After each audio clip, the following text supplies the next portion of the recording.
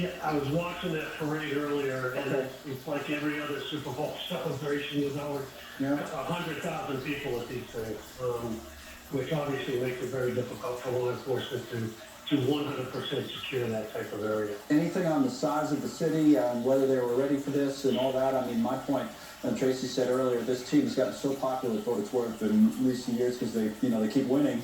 So our affiliate reporter Right. getting ready to do her live report, but also, the Taylor Swift thing and all this. There's a lot of attention given to the Chiefs. But what about the size of the city, size of the police department, and how ready they would be? I'll come back to that, Art. But I do want to let's bring our affiliate coverage up and see if we can listen now to the reporter on the scene if she has any more information. Do we have audio? Let's listen in. Shot, and police confirmed that several people were shot. It sounds like one person has been critically hurt, and police, it sounds like they're pushing us back even further than Hessler and Pershing, which is the intersection we're on right now. And this is where 3 ambulances just arrived, and police also told us that 2 armed people, they are now in custody. And I also wanted to mention that we've seen several moms and dads hugging loved ones tight. That was shortly after we saw several people running out of Union Station. They were terrified, scared. That was after we heard that one gunshot.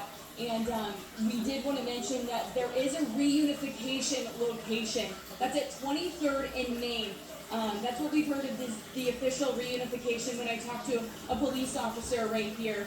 And so if you have been separated from your loved one, that's where officers tell you all to go.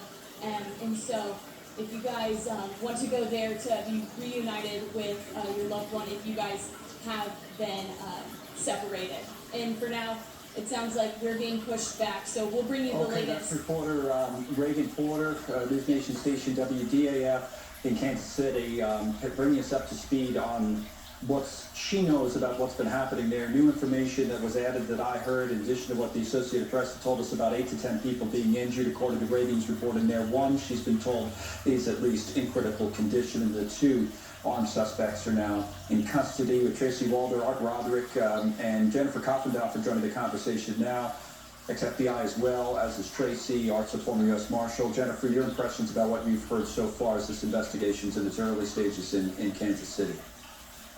Well, I'm so glad to see that they have 2 people in custody. I find it very interesting that they are in custody in terms of that was the decision that they likely made. In other words, they decided not to turn the guns on themselves. So this is a very planned out mass shooting that was targeted at this Kansas City Chief parade. But I would ask why. What was the specific motivation? And that's what I'm very curious about. Yeah, we were wondering, and Tracy, if you're still there, you can weigh in on this as well, about the significance of 2 suspects in custody, both armed men, and whether we should be reading into it. I know it's early about, something wider than